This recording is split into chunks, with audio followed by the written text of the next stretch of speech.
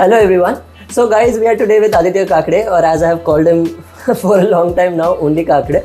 And Aditya is right now at JBIMS. He's a Crackivitous ka student. And now I want, especially this interview, this is going to be a relatively longer one than other ones, because Aditya has a nice story to say that क्या है, and like good insights. मेरी और उसकी अच्छी से जमती है. तो like a nice conversation.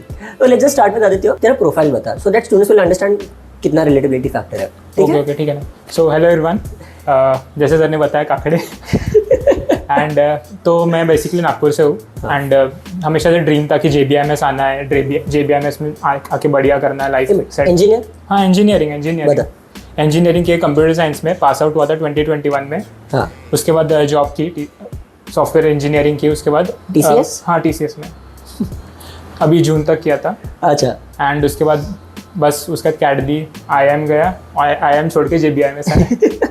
So Aditya was at IIM Raipur and he left it and अभी उसको JBIMS हुआ है. तो I remember that तेरा कॉल भी आया था वहाँ से. So this time जब ये रिजल्ट का थोड़ा डिले हुआ था, at that time मैंने इसको बोला भी था, देख अगर हो रहा है JB तो ले लेना रायपुर छोड़ के. But the nice thing, वहाँ का इंडक्शन प्रोसेस क्या, तूने वहाँ पे इंडक्शन प्रोसेस पे था और JB में भी इंडक्शन प्रोसेस पे था, क्या फ़र्क था? उधर ज़्यादा टाइम था ही नहीं, तो मतलब उधर पे थोड़ा बहुत वो लोग ऐसा सेट होने के लिए टाइम दे रहे थे. अच्छा. तभी मतलब छोड़ के वो अच्छा देते हैं वो लोग सेट होने के लिए टाइम? थोड़ा बहुत तो देते हैं. यहाँ पे नहीं मिलता. नहीं नहीं देते, वो बात के लिए कभी इधर पे वो नहीं करते. ओके, तो टेल मी ओवरऑल तेरा प्रिपरेशन जर्नी और वो सब कैसा था? हाँ, तो मतलब मैंने 2021 में सोचा कि अभी करते, मतलब पहले तो मुझे ऐसा था कि वर्कएक्स चाहिए. हाँ. बिना वर्कएक्स मुझे MBA नहीं करना था. Why so? Because I see a lot of people going directly as freshers into MBA. What is your take on it? अब तेरे बैच में भी फ्रेशर्स है. You have been interacting with them. What is your take on it? तो मतलब ऐसा रहता है कि तुम्हें बेसिकली लाइफ में क्या चाहिए वो समझ जाता है, राइट? हाँ. तुम्हें अब पर्सनल लाइफ ज़्यादा चाहिए कि प्रोफेशनल लाइफ ज़्यादा चाहिए, वर्क लाइफ बैलेंस तुम्हें चाहिए कि नहीं. हाँ. वो सब कैसा वर्क एक्सपीरियंस आ गया तो तुम्हें समझ जाता है कि तुम्हें लाइफ में क्या प्रायोरिटी तुम्हारी बन जाती है. Tell me what is the difference that you have seen. We just had this conversation 2 minutes ago. So tell me exactly. तो हम बस डिस्कस कर रहे थे about different job roles and about how people are selecting a few things very differently. मतलब you guys might already know that almost all the top colleges जैसे ही तुम घुसते हो वहाँ पे प्लेसमेंट्स पे बहुत ज़्यादा फोकस होता है. तो लोगों में बातें ही वही होती है दैट अरे सुन कौन सी टाइप की कंपनी में जाना है, कौन सा टाइप ऑफ रोल चाहिए तुझे, कंसल्टिंग में चाहिए, IB में चाहिए, कैसा टाइप का चाहिए. तो in that we just had this conversation. अरे तो just talk about it. What is your take on how people treat it differently, work ex वाले और फ्रेशर्स? तो फर्स्ट ऑफ ऑल जो CTC जो बोलते हैं, the biggest myth that is to be busted. तो मतलब वर्कएक्स अगर रहा तो तुम्हें समझ जाता है कि CTC में मतलब अगर फिक्स्ड क्या है, वेरिएबल्स क्या है. उसके बाद फिक्स्ड और वेरिएबल्स के अलावा बहुत कुछ रहता है, बोनसेस रहते हैं, तुम्हें रिटेन करने के लिए बहुत बड़े सारे बोनसेस रहते हैं. तो जब तुम्हें उसका वो जो न्यूएंसेस है अगर वो समझ जाते हैं, तुम्हें समझता है कि फिर हाँ मुझे क्या चाहिए क्या नहीं चाहिए. एक बार तुम अगर वो सैलरी स्ट्रक्चर देख लेते हो देन यू कैन पिक कि अगर एक कंपनी का CTC ज़्यादा रहा, एक कंपनी का थोड़ा कम रहा, लेकिन उसका सैलरी स्ट्रक्चर तुम्हारे अराउंड सूटेबल है, तुम्हारे प्रोफाइल के around, you can pick that one too, no problem with it. So I'll give you an example what happened in my batch. तो मेरे batch में now I know that there was this consulting company which came in, can't name it for the moment, but there was this मैंने शायद मेरे पुराने videos में बोला है तो जाके देख सकते हो. that company came in और उसका 26 लाख का उन्होंने पैकेज दिया था and but students joined it and then उन्होंने बहुत जल्दी छोड़ दिया क्योंकि उनको now most of the people joining it वो फ्रेशर्स, वर्क एक्सपीरियंस वाले नहीं थे. बिकॉज अरे 26 लाख का पैकेज बहुत अच्छा है ये वो, तो वो लोग चले गए अंदर. एंड फाइनली जब वो लोग अंदर गए तब उनको पता चला था उनकी in hand salary was somewhere around 90,000 which if you understand total for an entire from 10.8 lakh जो तुम्हें इन हैंड मिलता है. बाकी का वेरिएबल हो गया, मिला नहीं मिला, बोनस, ट्रैवल अलाउंस, ये सब गिन चुन के तुम्हारे हाथ में नहीं आता पैसा. But then there was another company which came in which had around 22 से 23 लाख का पैकेज, बट उनका इन हैंड वाज 1.3 से 1.4 लाख. सो हर कंपनी का सैलरी स्ट्रक्चर अलग होता है. तो and also understand this now just like we just had this conversation some time ago that consulting लोगों को जाना है. ये अभी मैं उसको पूछ रहा था कौन सा टाइप का रोल चाहिए तुझे समर इंटर्नशिप्स में ऐसा, एंड कंसल्टिंग का मैंने पूछा, इज लाइक कंसल्टिंग नहीं जाना है. क्यों? बेसिकली ट्रैवल, मुझे उतना ज़्यादा ट्रैवल नहीं पसंद ऐसा. हाँ. एंड उसके बाद फाइनेंस की तरफ थोड़ा ज़्यादा रोल है कि मैं फाइनेंस एक इंश्योरेंस एंड बैंकिंग कंपनी में ही मैं काम करता था अभी तक. मतलब मैं उसी रोल में था, मैं उसी इसमें डेवलपमेंट रोल था. Such a safe answer you are giving. वही बोलना जो मेरे को बोला था अभी 2 मिनट पहले. नहीं ठीक है, उधर पे वर्क प्रेशर वगैरह का भी रहता है. तो अगर जिसको जमता है उसको जम करे, जिसको नहीं तो ठीक सो है। Normally people who love consulting या फिर उनको बहुत ज़्यादा ब्लिंग दिखता है कंसल्टिंग में, दीज आर वंस जो देख के जाते हैं अरे इतना सारा ट्रैवल है, इतनी सारा पार्टी करते हैं, हर जगह पे घूमते हैं, बट गाइज वो सबके लिए नहीं है। One, you will not have a family life, let's be very clear on it, because तुम घर पे रहोगे ही नहीं। सेकेंड थिंग, इतना ज़्यादा वर्क प्रेशर रहता है, because now understand for every other job role you have a set timeline, but consulting is every day, आज क्या चाहिए आज क्या चाहिए, तो प्रेशर कंटिन्यूसली बना रहेगा। तुम लोग रोज़ का 12-12, 13-13, 14-14 घंटे काम करते रहोगे, अगर वो जमता है तो ही करो। So that is why you will C now a days the trend is that either people who जिन्होंने ऑलरेडी कंसल्टिंग में काम किया है वो लोग कंसल्टिंग लेते हैं क्योंकि पैसा ज़्यादा है, उनको पैसा पसंद है, नहीं तो जो फ्रेशर्स है वो लोग कंसल्टिंग में जाते हैं। जिनको अदर एक्सपीरियंस है, बाकी वर्क एक्सपीरियंसेस है, या फिर जिन्होंने थोड़ी बहुत दुनिया देखी है, वो लोग बोलते हैं कि भाई मुझे कंसल्टिंग नहीं जाना, मुझे चल जाएगा कम पैसा। तो एंड ऑनेस्टली फ़र्क 10 या 20 हज़ार का ही होता है, तुम्हारी इन हैंड सैलरी का और फर्क। ये स्टार्टिंग में रहता है, बाद में जो एक्सपोनेंशियल ग्रोथ रहता है कंसल्टिंग में, वो भी एक है कि आपको अगर एक्सपोनेंशियल ग्रोथ चाहिए, साल में एकदम ग्रोथ चाहिए, लर्निंग एक्सपीरियंस चाहिए, तो आप कंसल्टिंग कर सकते हो। ऐसा नहीं है कि ऐसा नहीं कि डरा नहीं रहा हूँ मैं किसी कंसल्टिंग कर, अगर जिसको ग्रोथ चाहिए, क्योंकि कंसल्टिंग के बाद एग्जिट अपॉर्चुनिटीज बहुत बढ़िया रहती है। हाँ, एग्जिट अपॉर्चुनिटी मतलब तुम कंसल्टिंग छोड़ के बाकी कोई दूसरे जॉब रोल में जा सकते तो हो। फिर अगर उसके बाद तुम्हें वर्क लाइफ बैलेंस चाहिए तो यस, उसके बाद भी कंसल्टिंग ठीक है। But this is after you have work like 10-15 years in consulting. Know after 2 years also. 2 years में नहीं मिलता आजकल। नहीं, ओके ठीक है ना, मेरे दोस्त है ना। ठीक। This is what you learn on Insta. This is what you learn by working. Okay, चलो let's go back to your preparation. So preparation में Aditya, where do you feel like तुझे problems आ रही थी? I remember that तेरा LR पहले से अच्छा था. Like your LR was always good. So then you tell me that where were you facing issues? तो फर्स्ट था कि मैं बोलूँगा वोकेबलरी, जो मैंने 2 अटेम्प्ट दिए, और तीसरे अटेम्प्ट में क्या डिफरेंस मैं बताता हूँ।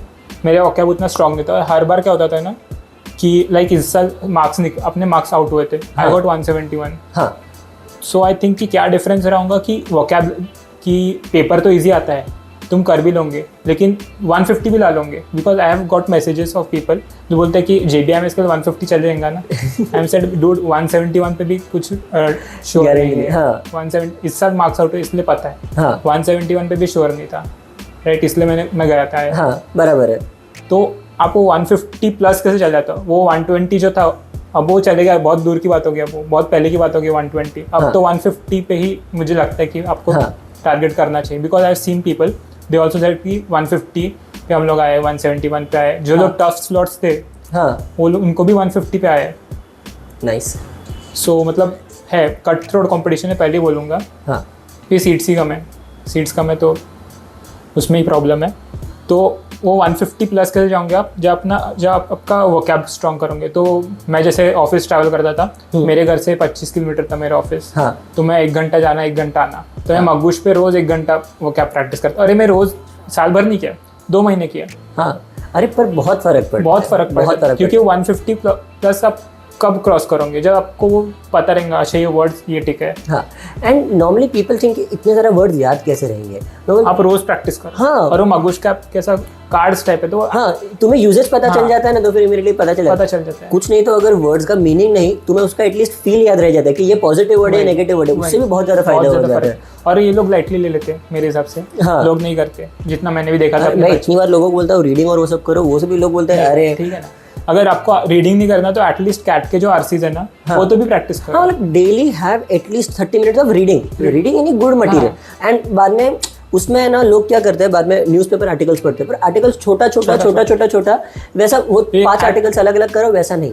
रीड बिग प्रोजेस जिसमें ऐसा 600 700 800 वर्ड्स होता है, वैसा काइंड ऑफ पढ़ो, वो फायदा होता है। क्योंकि एट लेंथ अगर आप पढ़ोगे तभी वो मेमोरी बिल्ड होगी। हाँ, कि याद रहेगा आपको कि आप कौन से पैराग्राफ का क्या समरी था। हाँ, क्योंकि ऐसा नहीं रहता कि हाँ मैंने एक बार पढ़ लिया फिर मैं क्वेश्चन पढ़ूंगा फिर मैं वापस जाऊंगा ढूंढूंगा, ऐसा नहीं। हाँ, अगर एक बार पढ़ लिया है तो बस आपको याद रहना चाहिए, क्योंकि सीईटी में कुछ भी आएगा, कैट के आरसी आ जाएंगे, एग्जैक्ट के आरसी आ जाएंगे, एंड टाइम कम है, क्या करोगे आप, क्या वापस जाओगे, वैसा exactly. This is what happens in CAT also ना। कैट में भी लोग वही करते हैं, पूरा आरसी घड़ी रीड करने की ट्राई करते हैं कि मत, ऐसा नहीं। तुम अगर रोज की तुम रीडिंग कर रहे हो ना, तो तुम्हारा मेमोरी इतना बिल्ड हो जाएगा कि एक रिलेटिवली थोड़ा स्लो पढ़ोगे, बट स्लो पढ़ के तुम्हें एक बार में पूरा याद रह जाएगा। तुम 3 बार 2 मिनट में पूरा पढ़ दो, 6 मिनट जाएगा। तुम एक बार प्रॉपरली पढ़ो, 3.5 4 मिनट में डन, 2 मिनट बच रहा है। लोग वो हिसाब नहीं समझते हैं।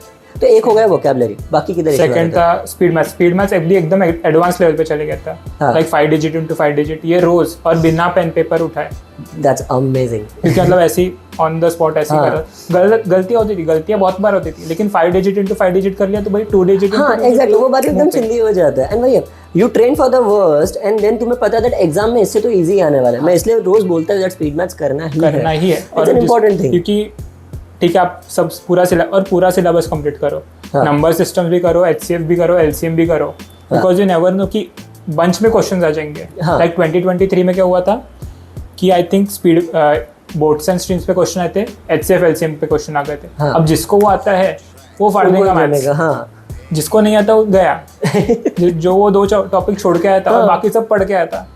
लाइक फॉर एग्जांपल 23 में मेरे स्लॉट में नंबर सिस्टम बहुत ज्यादा था, हाँ, there was a lot of number system in my slot, but उसके बाद एंड उसके पहले वाले दोनों स्लॉट्स में अरिथमेटिक इतना सारा था। मैं बोला अरे अरिथमेटिक अगर मुझे आता था तो भाई मैं मेरे ख्याल से सीईटी टॉपर होता था। But number system is not something that I like particular, आता है मुझे, बट जो चीज़ नहीं पसंद उसमें स्पीड भी नहीं बनता है। हाँ बट क्योंकि वो प्रेशर रहता है। हाँ और मेन था कि प्रेशर भी रहता था कि मैं पिछले 2 साल से भाई JBI में जाना है। हाँ। इससे मतलब कैसा थोड़ा वर्कएक्स वगैरह आ गया था, थोड़ा चिल हो गया था कि ठीक है देते हैं, आराम से देते हैं CET, let's treat it like another exam, another mock. क्योंकि मेरा IIM का इंटरव्यू भी हो गया था तो अच्छा गया था मेरा इंटरव्यू, तो आई वाज श्योर कि चले जाएंगे अपन इस बार बी स्कूल में। तो किधर ना किधर तो जा रहा है, अच्छी कॉलेज में ही जा रहा है। इसलिए मैं बोल रहा हूँ कि कैट भी दो, कैट का ही प्रिपेयर करो, CET भी प्रिपेयर करो, क्योंकि according to you so many students say that CAT का हो गया तो CET का प्रिपरेशन हो जाता है, इज दैट ट्रू? का प्रिपरेशन हो गया नहीं, अलग से करना पड़ेगा एटलीस्ट स्पीड मैथ्स तो करना ही पड़ेगा। और कुछ मतलब ऐसा कैट में कैसा रहता है आप उधर पे सॉल्व करते हो, यहाँ पे तुम्हें एक मेंटल मैप बनाते आना चाहिए कोई भी प्रॉब्लम का। Perfect, so exactly what I always said, CAT में तुम्हें टाइम है, कैट में ऊपर से देखो तुम्हें स्कोर भी कम चाहिए। Last year for example CAT में 99 percentile which is considered to be very good in CAT, वो आया था लास्ट ईयर 74 के स्कोर पे आउट ऑफ 198, विच इज भाई ठीक है बहुत कम है रिलेटिव टू CET में लाइक लाना मतलब बहुत ज़्यादा स्कोर चाहिए। CET में तुम्हारा कैट में नॉलेज इन डेप्थ चाहिए, CET में you need to be able to think fast. दोनों का प्रिपरेशन बहुत अलग है। तो ऐसा नहीं है अगर तुम कैट दे रहे हो, सी आई अंडरस्टैंड कैट देना ज़रूरी है, बट अगर तुम्हें अभी कैट के मार्क्स के स्कोर के हिसाब से लग रहा है दैट तुम अभी जितना भी आ रहा है तुम उसको 20-25 मार्क्स से आगे पुश कर दोगे, राइट? लास्ट के 2 महीने बचे तुम 20-25 मार्क्स से तुम पुश कर सकते हो ऊपर। RC वगैरह रोज रीड करो। हाँ एग्जैक्टली, बट अगर तुम ऑलरेडी अभी 20-25 मार्क्स या 30 मार्क्स पे हो तो आगे बढ़ के भी if your profile is not good, तुम्हें कोई अच्छा कॉलेज मिलना टफ है, तो अभी से start preparing for NMAT, SNAP, CET ये सब के लिए अभी से प्रिपेयर करो। Why did you not take NMAT, SNAP? Or did you take? I had taken SNAP last year, got 99.4 percentile, then I left कि नहीं जाना करके उधर। ऐसे में स्टडी नहीं? अरे इस दोनों का लाइक किया आया था इंटरव्यू कॉल, बट नहीं जाना। Okay, why? इतना सोचा नहीं, लाइक पिछले साल तक इतने SIBM पे वीडियोस ही नहीं बनते थे कि इतना अच्छा कॉलेज है वगैरह। हाँ। मेरा उतना मेरा सिर्फ ध्यान JBI में। अच्छा। इस साल लाइक पिछले साल जब थोड़ा सा हार्ट ब्रेक हो गया था कि JBI में सब 2 अटेम्प्ट हो गए, नहीं मिला तो फिर ठीक है I remember we had a call, you were pretty sad, and the point is that I felt pretty sad जब आदित्य को नहीं लगा, because I knew यार that so कैसा होता है, एवरी टीचर नोज कि यार ये थोड़े बच्चे जिनको मिलना चाहिए दे आर डिजर्विंग, वो नहीं मिलता है तो बाद में हमें भी डिसहार्टेंड फील होता है। And he was one of those that because I knew, मैंने इसका स्पीड मैथ्स देखा, like the way that he calculated every lecture he used to attend, doubt solving sessions बहुत कम होते हैं जो एक्चुअली सारे सेशंस बैठते हैं, मतलब जो बाकी के I would select doubt solving हो गया ये सब हो गया, इसको अगर मैं थोड़ा चिन्नी विन्नी सेशनशिप भी गिनूँ like as compare to the lectures, तो भी बहुत कम होते हैं जो सारे के सारे बैठते हैं। ऊपर से बाद में सबके साथ स्टडी, ग्रुप में बीइंग एक्टिव, जैसे कल ही was one of those, but बाद में नहीं लगता ना, तो बाद में लगता है यार ये गलत हुआ वैसा टाइप का, एंड बाद में you start blaming the exam that इस बार शायद एग्जाम गलत था इसलिए नहीं हुआ, वैसा होता है। बट यार knowledge wise I would say that he is right up there. तो and let's say your take on LRDI तेरे हिसाब से लोगों को कैसे प्रिपेयर करना चाहिए? LRDI तो मतलब पहले you should be good with दो सर्कल्स, तो सर्कल बनाते हैं फटाफट सर्कल बनाते रहना चाहिए। एंड एक और थिंग, रूल्ड शीट्स पे प्रैक्टिस मत करो। हाँ रूल्ड शीट पे, प्लेन शीट पे प्रैक्टिस करो, क्योंकि मतलब कैसा होता है ना कि तुम एक लाइन बना लेते हो एंड यू गेट कि वो लाइन तो हॉरिजॉन्टल लेंथ पहले से ही रहते हैं, हाँ। फिर एग्जाम में और बना देना पड़ता है। तो वो एक बहुत बड़ी चीज़ है एक्चुअली। लोगों को लगता होगा, लोगों को है ना ये सब लगता है दैट अरे इसमें क्या ही हो जाएगा, पर एग्जाम में वो छोटी छोटी चीज बहुत बड़ी चीज बन जाती है, क्योंकि ये तुम सॉल्व करते रहते हो और बीच में आते अरे हॉरिजॉन्टल लाइन भी और बनानी पड़ेगी। हाँ exactly, make sense. and try to have this approach, especially with geometry, try to have an approach where तुम अगर रोज की प्रैक्टिस करोगे ना, I have this approach and this helps a lot of students. I guess मैंने, I don't know तुम्हारे batch में बताया था नहीं, बट ज्योमेट्री में most of the things can be actually solve by drawing it out in real. हाँ, तो मेरे टाइम इन सीईटी मैंने तो ये बताया ट्रिक दैट पेपर फोल्ड करके you can make your own scale जैसा थिंग, वो स्केल करके तुम अपने आप से ड्राइंग्स, हाँ बताऊंगा। तो द पॉइंट इज दैट तुम अपने खुद के डायग्राम्स बना सकते हो, एंड ज्योमेट्री सॉल्व करने से ज्योमेट्री ड्रॉ करना is easier to find a answer. तो वो तुम्हें, अगर तुम्हारा ड्राइंग थोड़ा ज़्यादा तुम प्रॉपर्ली कर सकते हो, जो तुमने रोज प्रैक्टिस किया है, तो ट्रस्ट मी ज्योमेट्री बहुत ईजी हो जाएगा। इसलिए ज्योमेट्री सॉल्व करना बहुत मजा आता है करने को। या तो Aditya, now tell me where were the gaps and how what helped you in filling those particular gaps? कहाँ पे तुझे हेल्प हुई, कहाँ पे क्या काम आया तुझे? हाँ, तो पहले तो जैसे मैंने बताया स्पीड मैथ्स, क्योंकि अगर ठीक है 150 तो बहुत सारे लोग ला लेंगे, लेकिन अगर आपको 150 का मार्क क्रॉस करना है तो you have to be accurate. क्योंकि आप कितना भी इजी पेपर ले लो, कितना भी चिंदी पेपर ले लो, अगर एक्यूरेसी नहीं है, 200 क्वेश्चन सॉल्व कर लोगे, एक्यूरेसी नहीं है ना तो गलत होंगी। एंड फिर जब वो आंसर शीट निकलती है और फिर उसमें सिली मिस्टेक होता है तो फिर उधर बहुत बहुत बुरा लगता है। हाँ. मुझे पता है कि आई थिंक मुझे शायद मेरे 2 ही रॉन्ग हुए थे कॉन्ट्स में। इंग्लिश में मेरे सबसे ज़्यादा रॉन्ग हुए, 171 जो है इंग्लिश में आधे मार्क्स कटे। LRDI, एब्स्ट्रैक्ट, कॉन्ट्स, ये 3 मिला के 50% रॉन्ग हुए, ऐसा है। Okay, that's nice. मतलब LRDI में भी काफी सारे you knew your strengths very well, like you had analyzed that ये मेरा strength है और मुझे वो पकड़ के रखना है, बाकी सबसे मैं बोनस मार्क्स कमाऊंगा, पर मैं strength से मैक्स मार्क्स निकालूंगा। That's a nice attitude. VRC भी एक्चुअली स्ट्रांग ही था, बट सिली मिस्टेक्स हो गई उसमें भी, मैं बोलूँगा, क्योंकि I tried to rush through VRC। And what about your mock taking? Mock taking के हिसाब से व्हाट मटेरियल यू यूज, क्या क्या तूने कैसे कैसे यूज किया था? Because now you have taken CET multiple times, so you have good experience with क्या मटेरियल, क्या कैसे कैसे यूज करना है। You tell me what help you. तो एक तो आई थिंक जब 2022 में अप्लाई किया था तब ELC के मॉक्स रहते थे अपने, और अभी आपके मॉक्स है। हाँ, तो आपके मॉक्स में वो ABC का दिखता है, ABC स्ट्रेटेजी का, कि कहाँ पे तुम्हारा क्या A पार्ट है, तुम्हारा क्या B पार्ट है, तुम्हारा क्या C पार्ट है। Personalised to each and every student. हाँ, पर्सनलाइज्ड टाइम टेबल भी मिलता था तो वो भी अच्छा था। बाकी मेरा वर्क एक्स था तो मैं ज़्यादा फॉलो नहीं कर सकता था वो टाइम टेबल को, बट मैं वो आवर्स फिर रात को कॉम्पनसेट करता था। हाँ, मतलब देखो टाइम टेबल अगर, मतलब कैसा है, time table does not have to be sacrosanct. मतलब तुमने अगर, मैंने बोला है 1 से 3 मैथ्स पढ़ो, हाँ डेडलाइन शुड बी सैक्रोसैंक्ट। अरे भाई स्टूपिड। ओके, अब ये लोगों को नहीं समझे। एक मिनट बोलने दे। ये वाला हमारा इंडक्शन प्रोसेस का डायलॉग है जो सीनियर्स हमें हर बार मारते हैं, और ये बोल के हमें जो टॉर्चर करते हैं कि डेडलाइंस आर सैक्रोसैंक्ट, मतलब कुछ भी इधर उधर नहीं चलेगा, 1 सेकंड भी डिले नहीं चलता है। तो उधर जेबी के लिए रहने दो ना, वो एक्सपीरियंस जेबी में रहना चाहिए। हाँ, तो वो डायलॉग से बहुत PTSD आता है। हाँ, तो टाइम टेबल जैसे जो पढ़ाई का रहता है, समझो अगर 1 से 3 बोला है तो यू कैन डू इट, रात को 9 से 11 कर चलेगा, बट एक दिन का दूसरे दिन पे स्किप मत मार, बिकॉज है ना वो लोड बिल्ड होता रहेगा, वैसा मत करो। और मेन मतलब ये, जब तुम्हारा प्रेप फेज चलता है तब तो भी मत करो। हाँ, जब तुम रिवीजन फेज में हो ना तब चलता है, बट जब सीख रहे हो ना तब सीखने के टाइम प्रॉपर थोड़ा स्ट्रिक्ट रहो, क्योंकि एक बार का ये रहता है, कर लो अच्छे से, बाद में मतलब फिर मल्टीपल अटेम्प्ट। मैंने जो फर्स्ट ईयर में प्रिपेयर किया ना, मैंने फिर सेकंड थर्ड ईयर में ज़्यादा लोड नहीं लिया था, क्योंकि मैंने जो फर्स्ट ईयर में जो प्रिपरेशन की थी फर्स्ट टाइम में, वही बहुत तगड़ी कर ली थी। लाइक 3 घंटे LRDI सॉल्व करना है एक साथ। हाँ, बट एट अ स्ट्रेच करना। हाँ, वो तुम्हें कंसिस्टेंसी बिल्ड। सेम विथ मॉक्स, मेरे लिए मॉक्स का इंपॉर्टेंस क्वेश्चंस है या क्वेश्चंस नहीं है, एट लेंथ बैठना है, एंड जो तुम्हारी स्ट्रैटेजी बिल्डिंग है वो, उसके लिए मैं मॉक्स यूज़ करता था। एक्चुअली मतलब मैंने 3 साल वो से 3 अटेम्प्ट में 200 से ज़्यादा मॉक्स ले लिए। अच्छा, टोटल मिला के 3 अटेम्प्ट में।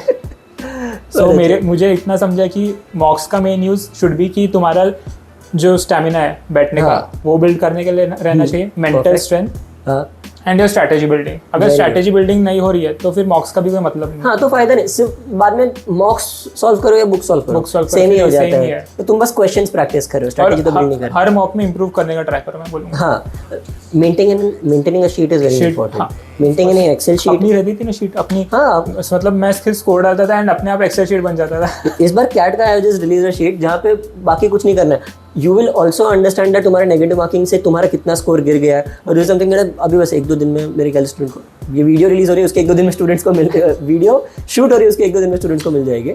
बट हाँ, and also this time I started CAT का, I don't know if you last time followed और नॉट, कैट का 75 हार्ड चैलेंज।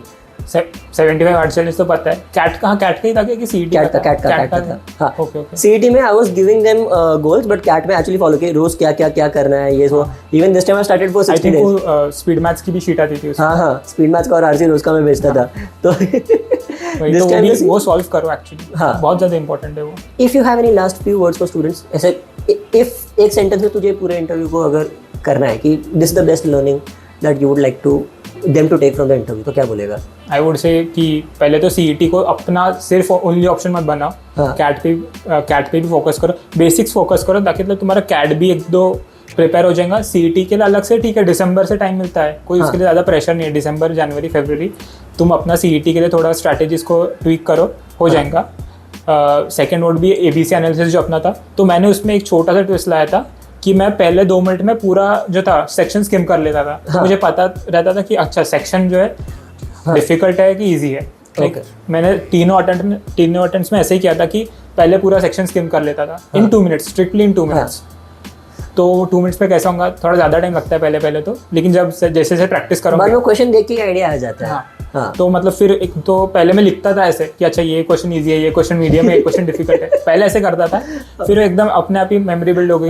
ठीक है, मतलब इधर से इतना क्वेश्चन, इतने से इतना क्वेश्चन इजी है, इतने से इतना क्वेश्चन डिफिकल्ट है, but you get an overall idea कि सेक्शन कितना डिफिकल्ट है। लाइक कुछ स्लॉट सीईटी के डिफिकल्ट भी हो सकते हैं, कुछ स्लॉट्स इजी भी हो सकते हैं। तो तुम्हें पता चल जाता है कि अगर इजी स्लॉट है तो मुझे एक भी क्वेश्चन नहीं छोड़ना है। And that should be your approach कि भाई एक भी क्वेश्चन मिस नहीं होना चाहिए तुम्हारा। And guys, this is something that I want to say. This is an approach that I have taught at other institute also. Like the approach towards teaching for CET has always been that CET easy है. I suggest that अब वो निकाल दो। CET easy नहीं है। 1, CET में time pressure ज़्यादा है तो वो अपने हिसाब से टफ है, एंड दूसरा CET का difficulty level over the years बढ़ते ही चला है। You will see that difficult CET में पढ़ना ही पड़ेगा। तो that is why make sure, like even right now my CET students, मैं बहुत बार उनको एक्चुअल कैट के PYQs भी सॉल्व करवाता हूँ इन द लेक्चर, कि तुम्हें पता चलना चाहिए कि इसके लिए अप्रोच क्या होना चाहिए। And most of the time actual PYQ जो कैट के होते हैं वो भी अगर तुम सही अप्रोच से सॉल्व करो तो काफ़ी सारे questions, not all of them, but काफ़ी सारे क्वेश्चंस कम टाइम में भी सॉल्व हो सकते हैं। बट वही अप्रोच सीखना ज़रूरी है।